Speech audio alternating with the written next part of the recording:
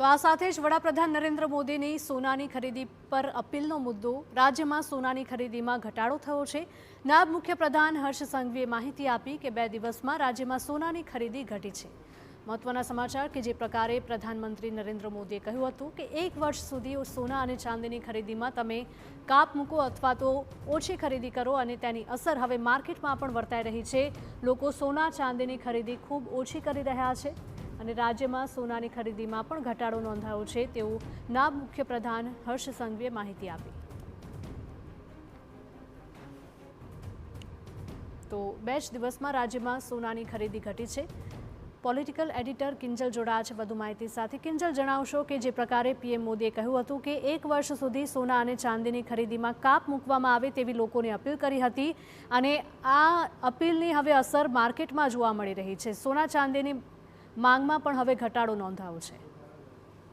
દેખો, સોના ચાંદીની જે કિંમતો હતી એ આસમાને હતી। સ્વાભાવિક છે કે ઘણા લોકો માટે સોનું ખરીદવું થયું હતું, પરંતુ જેમ કે ભારતીય પરંપરા હોય છે કે લગ્ન પ્રસંગોની અંદર દીકરીઓને સોનું આપવામાં આવતું હોય છે અને પરિવાર સદસ્યો માટે સોનું લેવામાં આવતું હોય છે। પરંતુ જે વડાપ્રધાને અપીલ કરી હતી ત્યારબાદ જે ગુજરાતની અંદર સ્વાભાવિક રીતે તેની ઇમ્પેક્ટ છે તે જોવા મળી રહી છે।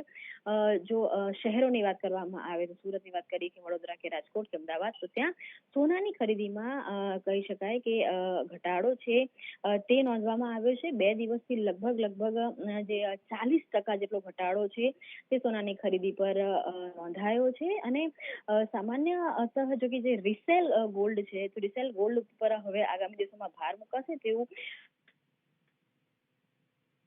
પહેલ બાદ ગુજરાતની અંદર સોનાની ખરીદીમાં ઘટાડો થયો હોવાના સમાચાર છે તે મળી રહ્યા છે। તો માર્કેટમાં પણ અસર જોવા મળી રહી છે। સોના અને ચાંદીની ખરીદીમાં ખૂબ જ ઘટાડો નોંધાયો છે।